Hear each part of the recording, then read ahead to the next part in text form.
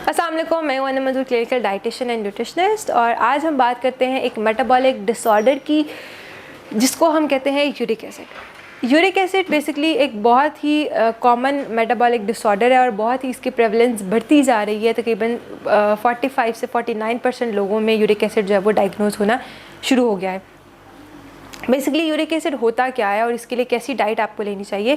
Uric acid हमारा जो purine substances हैं, हमारे जो फूड है उसमें कुछ फूड ऐसे होते हैं जिसमें प्यूरीन एक लास्ट कंपाउंड एंड प्रोडक्ट बनता है जो हमारी बॉडी से जिसको एलिमिनेट होना होता है। वो हमारी बॉडी से एक्सक्रीट आउट नहीं हो रहा होता और वो हमारी बॉडी के अंदर ही एक्यूमुलेट हो रहा होता है। और ये हमारी बॉडी में एक्यूमुलेट भी ज़्यादातर हमारे जॉइंट्स में, हमारे एंकल में, टखनों में, हाथ की उंगलियों में, इसके अलावा हमारे घुटनों में, जॉइंट्स में यहाँ पर एक्यूमुलेट हो रहा होता है। जिसकी वजह से क्या होता है जी, पेशेंट्स को बहुत ज़्यादा पेन होना शुरू हो जाती है, सूजन होना शुरू हो जाती है, टखनों का सूज जाना होता है, टखनों के नीचे जो लाल हो जाता है हिस्सा उनका वहाँ से। इसके अलावा हाथ और पाँव को मूवमेंट बहुत मुश्किल हो जाती है। बेसिकली ये प्यूरीन जो है, प्यूरीन सब्सटेंस जो होता है, जितने भी प्रोटीन रिच फूड होते हैं जैसा कि आपका गोश्त हो गया, दालें हो गई, इसके अलावा हरे पत्तों वाली सब्जियां हैं, इन सब में प्यूरीन सब्सटेंस ज़्यादा होते हैं। तो वो अफराद जिनको कोलेस्ट्रॉल का जिनको यूरिक एसिड का इशू है, सबसे पहले तो वो अपना टेस्ट करवाएं, अपने यूरिक एसिड लेवल को चेक करवाएं कि वो कितना रेज़ हुआ है। उसके मुताबिक मेडिकेशन स्टार्ट की जाती है। दवाइयों के साथ साथ इसमें एहतियाती तदाबीर ऐड की जाती हैं और वो ये हैं कि आप लोग, वो पेशेंट जिनको यूरिक एसिड है, वो गोश्त यानी कि बड़ा गोश्त, बकरे का गोश्त और गाय का गोश्त इस्तेमाल नहीं कर सकते। हाँ, अलबत्ता मुर्गी का और मछली का गोश्त इस्तेमाल किया जा सकता है।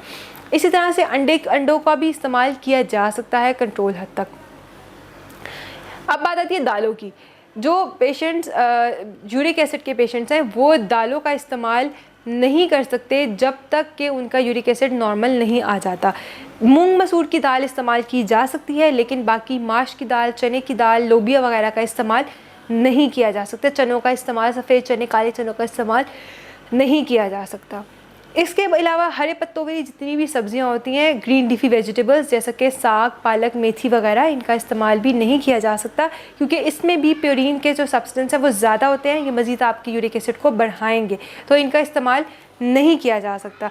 अब बात आती है कि ये लोग इस्तेमाल कर क्या सकते हैं। दालें नहीं खानी, गोश्त नहीं खाना, हरे पत्तों वाली सब्जियाँ भी नहीं खानी, तो फिर खाना क्या है। जो यूरिक एसिड के पेशेंट्स हैं वो सब्ज़ी की भुजिया का इस्तेमाल कर सकते हैं, जैसे घिया फैमिली, घिया तोरी, घिया कद्दू होता है, खीरे होते हैं, उनका इस्तेमाल किया जा सकता है।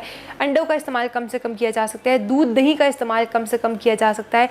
फलों का इस्तेमाल किया जा सकता है। वो फल जो सिट्रिक एसिड वाले, तुर्श फल जितने होते हैं वो आपके यूरिक एसिड को कम करते हैं, तो उन फलों का इस्तेमाल किया जा सकता है। नींबू पानी का इस्तेमाल किया जा सकता है, यूरिक एसिड के जो क्रिस्टल्स बने होते हैं उनको ख़त्म करता है। इसके अलावा एप्पल साइडर विनेगर, सेब का सिरका, यूरिक एसिड के पेशेंट्स के लिए सेब का सिरका बहुत फ़ायदेमंद है।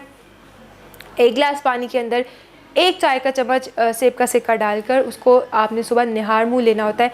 ये उन सिर्फ पेशेंट्स के लिए है जो यूरिक एसिड जिनका बहुत हाई है, जिनको बहुत ज़्यादा पेन है, बहुत ज़्यादा सोजिश है, वो इसका इस्तेमाल करें। उनका यूरिक एसिड इससे नॉर्मल होना शुरू हो जाता है, क्योंकि जितने विनेगर है, एसिड वाली चीज़ें, आपकी जो यूरिक एसिड के क्रिस्टल्स बने होते हैं उनको जो है वो तोड़ती है, क्रिस्टल्स को तोड़ती है।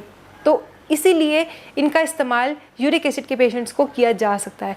तो कोशिश करें कि तुर्श फलों का इस्तेमाल, जिसमें विटामिन सी बहुत ज़्यादा है, जैसा कि गुआवा, ऑरेंजेस हो गए, स्ट्रॉबेरीज़ हो गई, अमरूद का इस्तेमाल किया जा सकता है, तो इनका इस्तेमाल ज़्यादा करें। इसके अलावा मैंने कहा नींबू पानी का इस्तेमाल किया जा सकता है।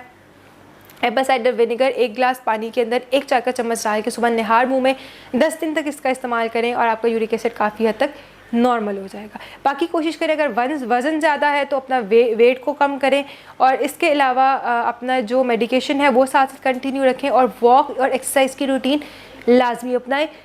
इन चंद एहतियाती तदाबीर पर अमल करके आप अपने यूरिक एसिड को बहुत अच्छे तरीके से कंट्रोल कर सकते हैं और बहुत सारी पेचीदगियों से बच भी सकते हैं। अपना बहुत ज़्यादा ख्याल रखिएगा। अल्लाह हाफ़िज़।